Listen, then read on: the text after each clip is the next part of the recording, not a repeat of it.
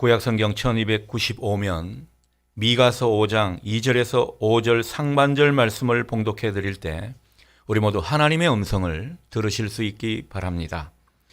베들레헴 에브라다야, 너는 유다 족속 중에 작을지라도 이스라엘을 다스릴 자가 내게서 내게로 나올 것이라. 그의 근본은 상고에 영원에 있느니라. 그러므로 여인이 해산하기까지 그들을 붙여두시겠고 그 후에는 그의 형제 가운데 남은 자가 이스라엘 자손에게로 돌아오리니 그가 여호와의 능력과 그의 하나님 여호와의 이름에 위엄을 의지하고 서서 목축하니 그들이 거주할 것이라. 이제 그가 창대하여 땅 끝까지 미치리라. 이 사람은 평강이 될 것이라. 아멘. 좋으신 우리 주님의 평화와 기쁨이 여러분 가운데 함께하기를 빕니다. 며칠 후면 절기상으로 동지가 되겠습니다. 밤이 가장 길다는 시기가 바로 동지죠. 밤이 더욱 길어진다는 그 사실이 우리가 처한 현실과 많이 오버랩되는 느낌입니다. 우리도 밤 같은 현실이 깊어지고 있지는 않는지 그런 생각이 듭니다. 밤이 깊어지기에 우리는 빛으로 오시는 주님을 더욱 기대하게 되는 것 같습니다. 지난 수요 사경의 설교 말씀에서 주님을 맞이할 우리의 곧 우리의 마음의 여백이 있는가, 마음의 여지가 있는가 라고 하는 그 말씀이 많이 와닿았습니다. 여러분은 주님을 맞이할 마음의 여백이 있으십니까? 이제는 우리가 모든 분주함을 좀 내려놓고 또 우리 마음을 채우고 있는 다른 것들을 좀 비우면서 그렇게 주님을 마음으로 온전히 모시는 그런 준비를 할 수 있으면 좋겠다 생각이 듭니다. 여러분, 지금 세상에서 일어나고 벌어지는 일들, 우리 마음속에 그나마 남아있던 희망을 꺾어버리는 그런 모습 같습니다. 일상의 회복이 멈춘 것도 참 우리에게 심란한 일이 되고 있는데, 지금 대선판을 흔들고 있는 그 대선 후보들의 가족 문제들을 전해 듣게 되면 뭔가 참담한 마음이 우리 속에 일어나는 것 같습니다. 우리 국민들이 왠지 불쌍해지는 그런 느낌도 드는 것이 사실입니다. 그리고 우리 각자의 인생의 모습도 돌아보면 뭔가 처연해지고 초라해지는 그런 느낌이 들어 우리 안에 있는 희망의 불꽃이 자꾸 사그라지는 그런 느낌이 듭니다. 여러분, 그러나 우리 주님은 상한 갈대도 꺾지 않으시는 분이십니다. 꺼져가는 등불도 끄지 않으시는 분이시라는 거죠. 꺼져가는 등불 같은 그런 우리의 현실도, 또 쓸쓸해지는 그런 우리 인생의 모습도 얼마든지 바꿀 수 있는 분이 바로 우리가 믿는 주님이십니다. 여러분, 주님은 우리의 희망의 등불이심을 믿으십니까? 주님은 우리의 희망의 등불이십니다. 주님께서 그 모습으로 우리와 함께 하신다는 거죠. 그분이 우리와 함께 하시려고 우리 가운데 오고 계십니다. 그러니 우리는 우리에게 희망의 등불로 오시는 그 주님을 잘 오실 수 있도록 길을 닦아야 할 것입니다. 여러분, 그 길을 잘 닦는 모습이 어떤 모습일까요? 겸손하게 주님을 사모하고 기다리는 마음이겠죠. 뭔가 자꾸 돌이키면서 회개하는 심령이 우리 가운데 있는 것입니다. 그것이 주님이 우리 가운데 오실 길을 평탄케 하는 길임을 우리 모두 믿을 수 있기를 바랍니다. 오늘 본문은 미가 선지자가 우리에게 전해주는 희망의 이야기가 되겠습니다. 본문은 예루살렘의 멸망을 목전에 둔 상황에서 하나님께서 유다 백성들에게 주시는 말씀입니다. 상황을 보면요, 이 이스라엘 백성들은 얼마 후면 바벨론의 포로로 잡혀갈 신세입니다. 그런데 미가 선지자는 이 멸망을 앞둔 유다 백성들에게 놀라운 예언의 말씀을 전하며 동시에 하나님의 위로도 그들에게 전해주고 있습니다. 2절 말씀입니다. 베들레헴 에브라다야, 너는 유다 족속 중에 작을지라도 이스라엘을 다스릴 자가 내게서 내게로 나올 것이라. 그의 근본은 상고에 영원에 있느니라. 아멘. 베들레헴 에브라다에서 새로운 세상이 시작될 것이라는 그런 예언의 말씀입니다. 여러분, 베들레헴 잘 아시지요? 다윗의 고향이기도 하지만 유다 여러 족속 가운데 가장 작은 족속에 해당하는 것이 베들레헴이고 아주 작고 초라한 성읍이 바로 베들레헴입니다. 그러니 미가 선지자는 이 보잘것없고 사람들이 주목하지 않는 이 초라한 베들레헴에서 영원에서 오신 그 주님이 나신다 전해주고 있습니다. 장차 세상을 다스리시는 그 주님이 예루살렘같이 크고 대단한 그런 도시에서 나오시는 것이 아니라 이 작고 초라한 베들레헴에서 나온다. 그 사실을 우리에게 보여주고 있는 것입니다. 그러니 작다고 초라하다고 사람들이 주목하지 않는다고 아무것도 아닌 게 아닙니다. 오늘 성경이 보여주는 것은 이 베들레헴 같은 사람, 이 베들레헴 같은 곳에서 하나님의 위대한 역사는 얼마든지 일어날 수 있다. 또 하나님의 그 아름다운 역사는 써내려져 간다. 이 사실을 우리에게 보여주고 있는 것입니다. 얼마든지 위대한 하나님의 도구, 통로로 쓰임받을 수 있음을 우리에게 분명히 가르쳐주고 있습니다. 중요한 것은 작더라도 뭔가 다른 사람 볼 때 좀 보잘것없는 것처럼 보여도 위대하신 주님을 품고 하나님의 비전을 꿈꾸는 것입니다. 이게 중요하다는 거죠. 척박한 그런 현실에 처해 있어도 힘든 일상을 살아가더라도 주님의 빛을 머금는 것, 그게 우리에게 진정한 승리의 모습이라는 것입니다. 그러면서 우리는 주님을 겸손하게 따르는 것이죠. 이게 중요하다는 것입니다. 우리 성도들 중에 참 어려운 분 들어있다고 봅니다. 특히나 요즘 젊은 성도들 생각해 보면 참 마음이 안타까워질 때가 많습니다. 여러분, 우리 젊은 성도들 중에 내 인생이 초라하다고 비참하다고 그렇게 느끼는 분이 있습니까? 아닙니다. 여러분의 속을 모르는 것이 아니라 오늘 하나님의 말씀에 비추어서 감이 아니라고 말씀드리고 싶습니다. 오늘 성경이 우리에게 보여주는 메시지가 무엇입니까?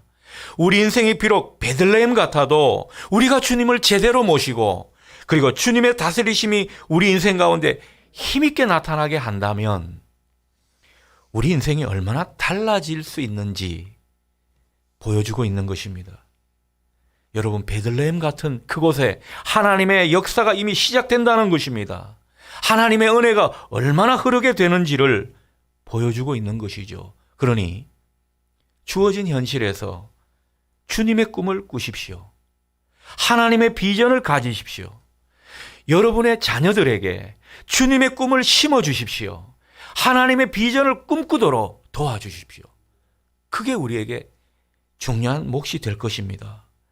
그러면서 우리도, 우리 다음 세대도 자꾸 주님의 빛을 받도록 여러분이 힘쓰시기를 바랍니다. 겸손하게 주님을 따르고자 하는 이런 열망을 함께 나누면 좋겠습니다. 위대한 주님의 통로, 주님의 도구가 될 것입니다. 오늘 우리에게 주어진 약속의 말씀을 여러분 마음에 새길 수 있기를 바랍니다. 베들레헴아, 너는 비록 작을지라도 이스라엘을 다스릴 자가 내게서 나오리라. 주님의 통치하심이 너로부터 시작될 것이다. 오늘 우리 모두에게 주시는 약속의 말씀입니다. 하지만 하나님의 백성들이라고 할 수 있는 이스라엘 백성들이 겪어야 하는 현실은 결코 만만치가 않았습니다. 힘들고 고통스러운 시간을 보내야 했습니다. 오늘 미가 선지자는 유다 백성들이 직면하게 될 그 현실을 이렇게 은유하고 있습니다. 해산을 앞둔 여인의 처지, 거기에 빗대어 말하고 있습니다. 3절을 보실까요? 그러므로 여인이 해산하기까지 그들을 붙여두시겠고 그 후에는 그의 형제 가운데 남은 자가 이스라엘 자손에게로 돌아오리니. 유다 백성들이 낯선 이방 땅에서 하나님의 훈련을 받게 될 것이라는 겁니다. 그 가운데 분명 고통을 많이 겪을 거라고 예고하고 있습니다. 그런데 그 고통은 여인이 자식을 낳을 때까지 계속 될 거라고 뭔가 무거운 말씀을 덧붙여 주시는 듯 보입니다. 마치 임산부가 산딸을 다 채워야 끝나는 그 해산의 기간처럼 고통의 시간, 연단의 시간을 보내게 된다는 겁니다. 실제로 이 예언의 말씀처럼 유다 백성들은 자그마치 70년이라고 하는 긴 포로 생활을 경험하며 하나님이 정해주신 산딸을 다 채웠습니다. 여기서 우리는 하나님을 좀 이해할 필요가 있습니다.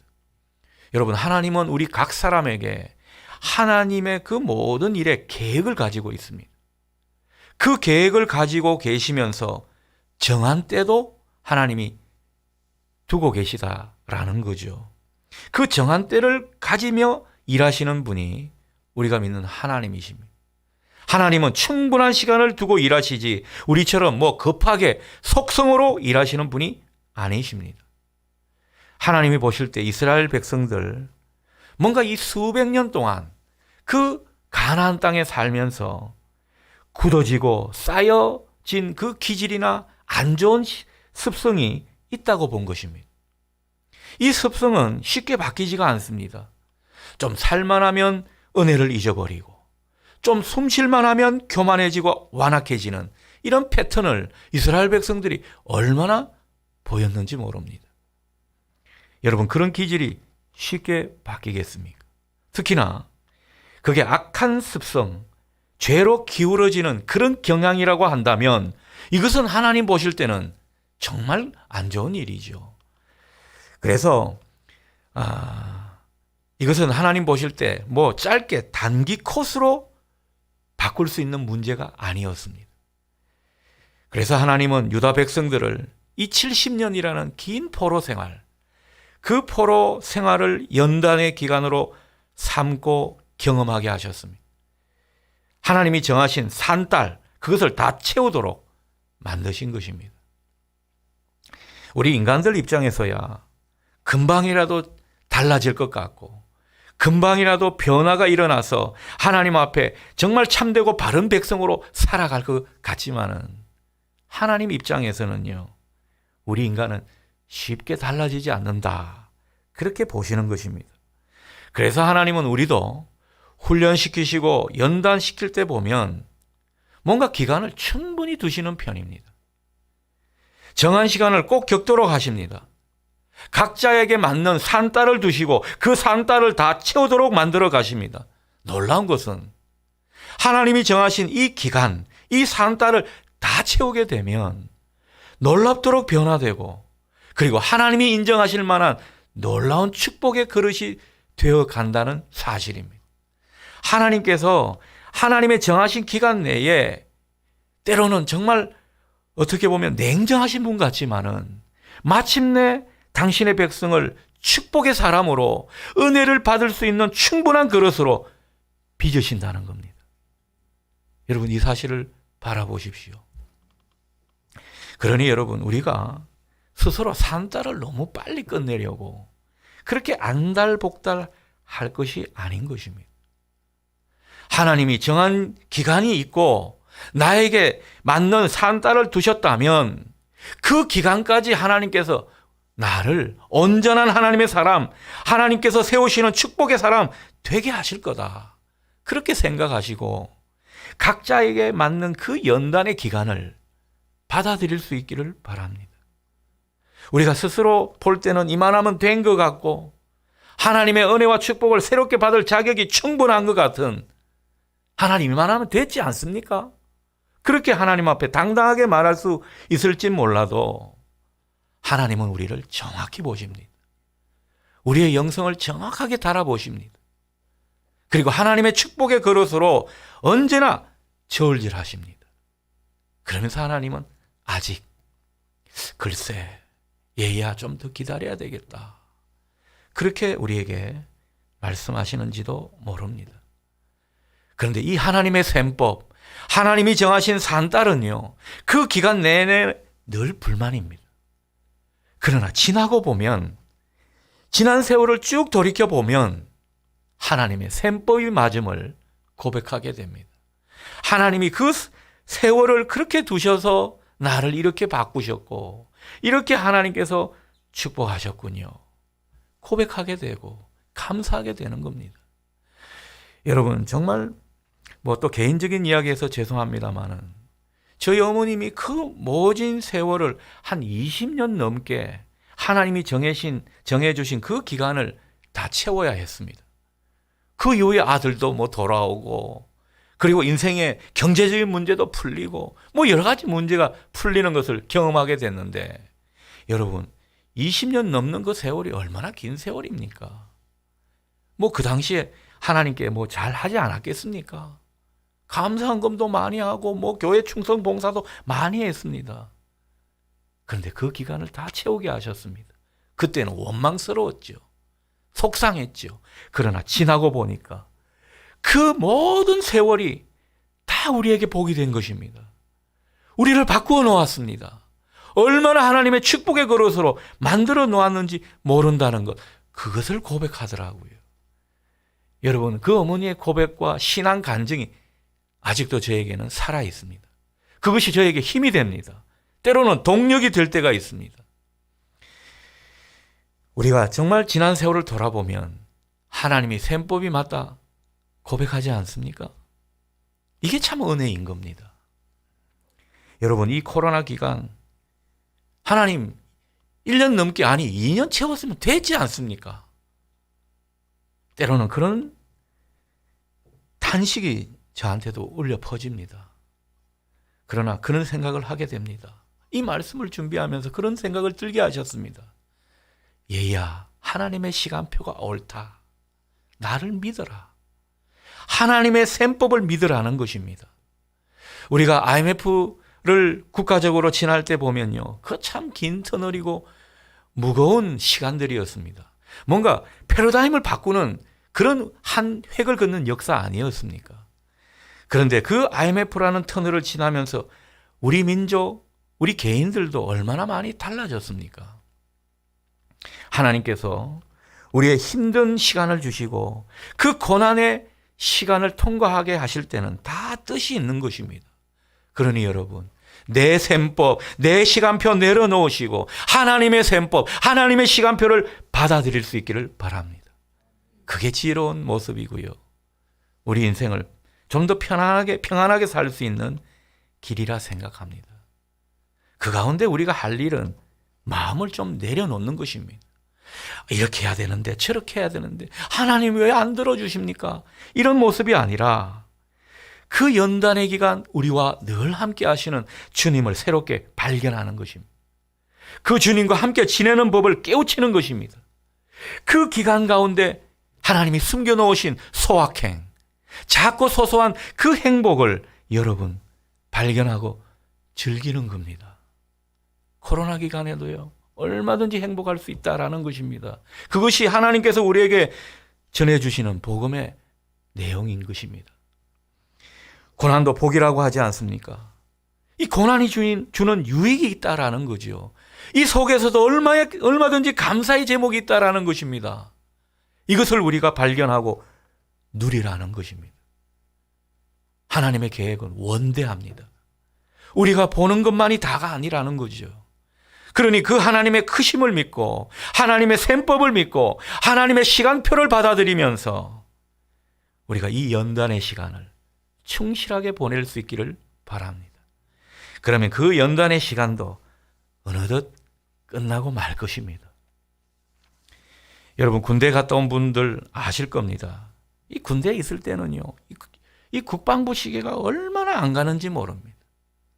시계가 잘못됐나 이런 생각도 때로는 드는 것입니다. 그러나 지나고 보면 그 군 복무 시절이 얼마나 빨리 지나갔는지 모릅니다. 여러분, 얼마 전에 군대 간 것 같은 우리 교회 청년도 다음 달이면 제대한다더군요. 그래서 제대하는 소식을 듣고 제대하면 찬양대 하라고 벌써 임명을 해놓았습니다. 여러분, 고난과 연단의 과정을 충실히 밟는 사람은 이 하나님 나라 시계도 후딱 지나가는 법입니다. 하나님의 시간표에서 이 연단과 훈련을 잘 받게 되면 시간도 잘 가게 되고요. 우리 존재도 얼마나 많이 달라지는지 모릅니다. 하나님이 원하시는 인생의 모습이 이런 것입니다. 그러니 우리의 시간은 버릴 게 없습니다. 힘들고 어려운 시간을 주신 것도 하나님의 축복임을 믿고 그 시간을 충실하게 살아내는 저와 여러분 되실 수 있기를 바랍니다. 무엇보다 우리가 고난과 연단의 기간을 잘 보내고 나면요, 우리는 어느덧 우리의 참목자 되시는 주님을 더욱 잘 의지하게 됩니다. 이게 얼마나 은혜인지 모릅니다.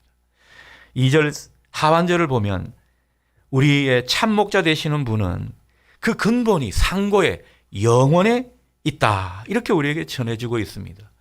하나님과 잇대어 있는 분이라는 거죠. 영원에서 오신 분이기 때문에 우리를 영원으로 인도하시는 분이라는 겁니다. 하나님과 화평하게 하고 하나님을 정말 함께 하시도록 다리를 놓는 분이 바로 우리가 믿는 예수님이라는 거죠. 이 예수님만이 우리의 궁극적인 행복이시고 우리의 복의 원천이신 하나님께 연결시킬 수 있는 분이시라는 거죠. 얼마나 우리를 영원한 하나님께로 잘 인도해 가시는 참 목자인지 모른다는 것입니다.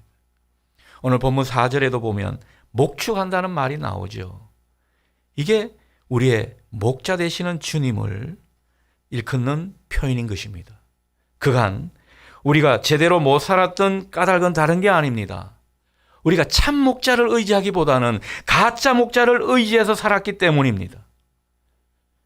하나님께서 모든 고난과 연단을 거치며 주시는 선물은 예수님만이 우리의 참 목자시고 그분을 제대로 의지하고 더욱더 깊이 그분을 의지할 수 있도록 인도해 가시는 것입니다. 여러분, 이게 가장 큰 선물임을 믿으시기 바랍니다. 여러분, 우리가 하나님을 진짜 제대로 의지하게 되면요, 목자 되신 주님을 제대로 의지하게 되면 우리 삶의 그 공경과 여러 가지 힘든 시간도 그리 힘들지 않을 것입니다. 그 주님을 우리가 제대로 의지하지 못하기 때문에 늘 인생에 불평이 많고 불행한 것 같고 그리고 자꾸 다른 시간들을 우리가 소원하는 것입니다. 그러나 그 고난과 연단을 거치며 예수님이 참 목자 되시고 그분을 의지하며 사는 법을, 그분과 깊이 교제하는 그런 인생이 되는 것, 여러분, 이게 얼마나 사는데 힘이 되는지 모릅니다. 그러니 이 연단의 기간을 나름 충실하게 견디고 이길 수 있는 가장 귀한 소득은 다른 게 아니라 바로 예수님 그 자체이십니다. 나의 참목자 되시는 그 예수님을 새롭게 깨닫고 그분을 깊이 의지하는 우리의 실존인 줄 믿으시기 바랍니다. 그런 실존을 되찾도록 하나님이 우리를 이끌어 가시는 거죠. 이게 그저 되지는 않습니다. 연단과 여러 가지 고난의 터널을 경험하면서 예전에 하나님 의지한 것 같고 주님을 더욱더 의지하면서 주님을 따른 것 같은데 엉터리였다라는 것입니다.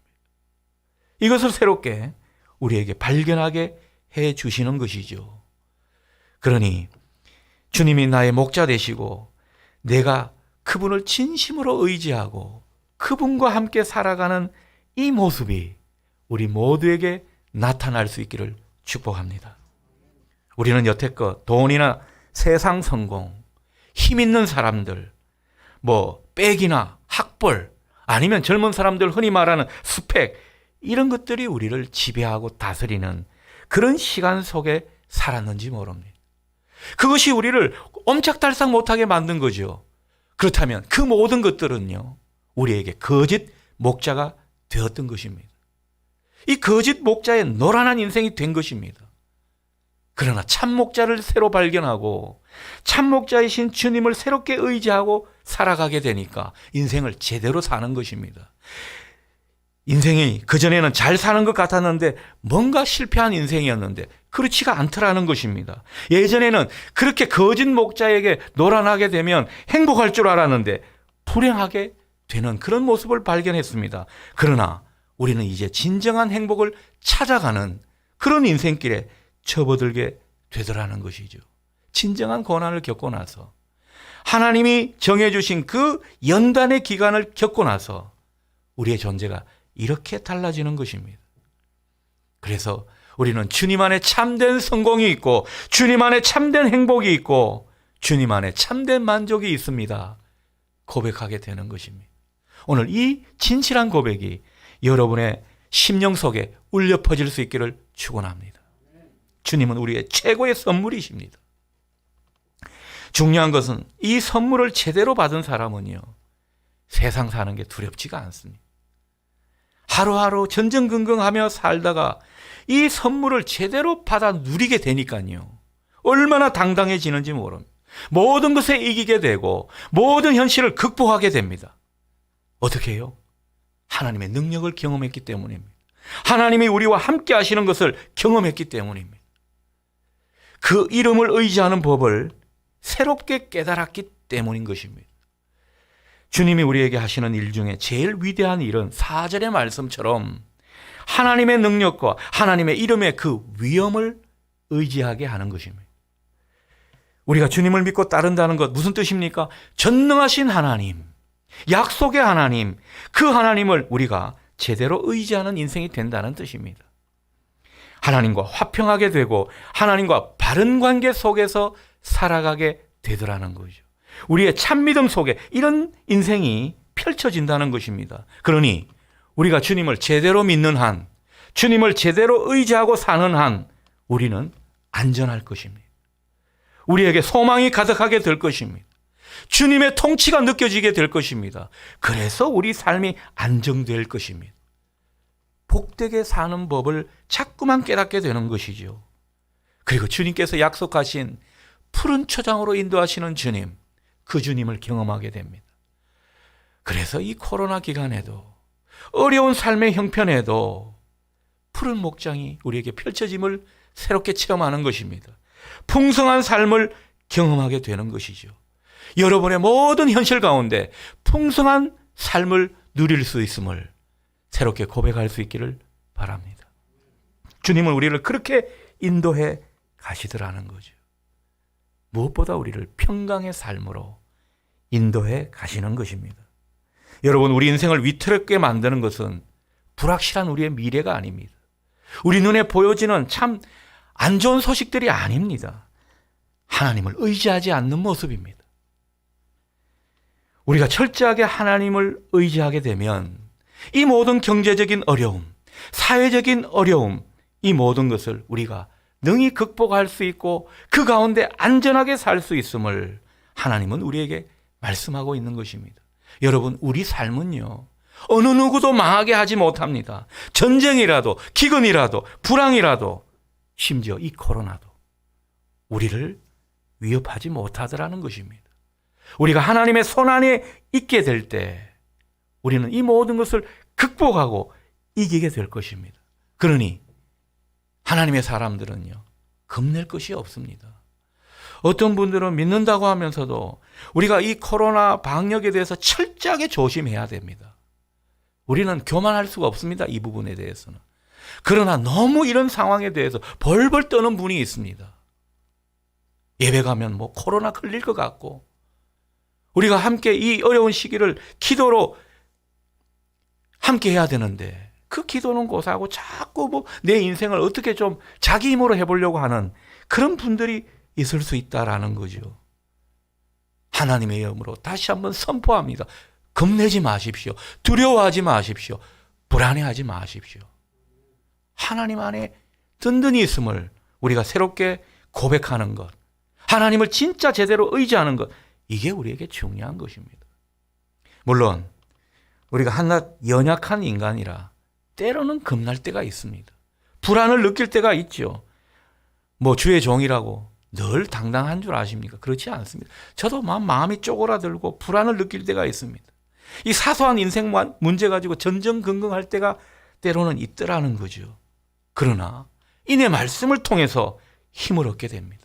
아무리 이 시대가 불확실하고 위험사회라 하더라도 우리가 하나님만 의지하게 되면 우리는 절대 안전하다는 것입니다.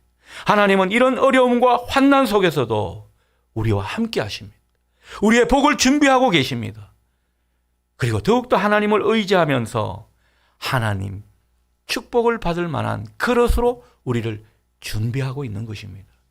그러니 여러분, 하나님을 의지하고 하나님 편에 있기만 하시면 되는 겁니다. 하루하루 점검할 것은 내 통장의 잔고가 아닙니다. 내가 진짜 하나님을 의지하고 있는가? 그것을 여러분 확인할 수 있기를 바랍니다. 그 모습 속에 하나님의 구원의 손길은 언제든지 우리에게 펼쳐지게 될 것입니다. 하나님이 일하시면요, 우리가 이해할 수 없는 놀라운 지혜와 방법으로 우리를 이끄실 것입니다. 우리를 그렇게 축복해 가실 겁니다. 마침내 우리를 통해 하나님은 찬양을 받으실 겁니다. 하나님이 그 모진 시간을 겪고 우리에게 그렇게 준비케 하시고 마침내 우리에게 복을 주시는 까닭은 다른 게 아닙니다. 전보다 더 새롭게, 더 놀라운 깊이로 하나님을 찬양하고 감사하게 하는 것입니다. 그러니 여러분, 오늘 우리가 성탄 축하 찬양 예배로 오후에 가지게 될 것입니다. 현장에 계시든 온라인으로 들으시든 정말 주님의 오심을 축하하고 또 하나님을 깊이 의지하는 우리의 모습을 보여주실 수 있기를 바랍니다. 우리는 하나님을 찬양하는 백성으로 부르심을 받은 사람들입니다. 물론 우리가 살아가는 일상 만만치가 않죠. 그러나 우리 주님은요, 오늘 5절 말씀처럼 우리의 평강이 되어 주실 것입니다. 아니, 우리의 평강이십니다. 우리에게 평화를 가져다 주시는 유일한 분이십니다.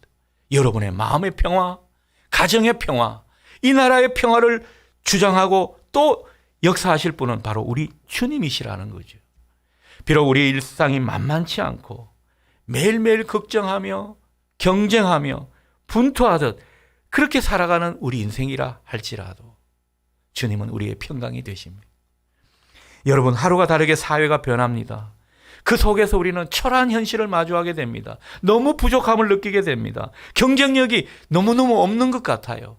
내가 이렇게 능력이 없고 별로 준비한 것도 없는데 어떻게 미래를 제대로 살아갈까? 우리가 걱정할 수 있습니다. 경쟁을 이길 힘도 없고 미래를 통제할 수 있는 그런 지혜와 분별력이 없다 하더라도 남들이 볼 때는 비장의 카드가 없는 그런 인생이라 하더라도 괜찮습니다. 주님이 여러분에게 평강이 되어 주시겠다고 약속하신 이 말씀이 여러분 심령 가운데 새겨지기만 하면 괜찮은 것입니다. 여러분, 주님께서 우리의 평강이 되어 주시겠다. 무슨 뜻입니까? 우리가 주님 안에 있으면 걱정 없이 살게 해주겠다는 것입니다. 우리가 걱정을 해도 주님이 다 대비하고 계시다라는 거죠. 그리고 더 나아가서 우리가 주님 앞에 아름답고 풍성한 삶을 살게 해 주시겠다는 이 약속인 것입니다. 그러니 여러분, 오늘 이 약속의 말씀을 꼭 붙으시기를 바랍니다. 주님은 우리의 평강이 되십니다.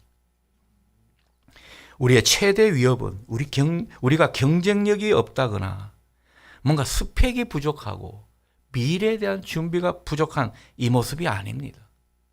이 치열한 정보 사회에서 비장의 무기, 비장의 카드가 없는 그 모습이 아닐 것입니다.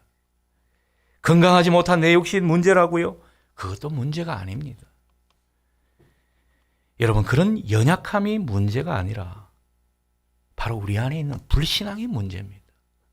하나님은 나를 도우신다. 이 사실을 못 믿는 불신앙 말이죠. 우리를 위해 역사하시는 그 하나님을 신뢰하지 못하고 하나님을 의지하지 않는 우리 안에 있는 그 고질병, 이게 심각한 문제라는 거죠.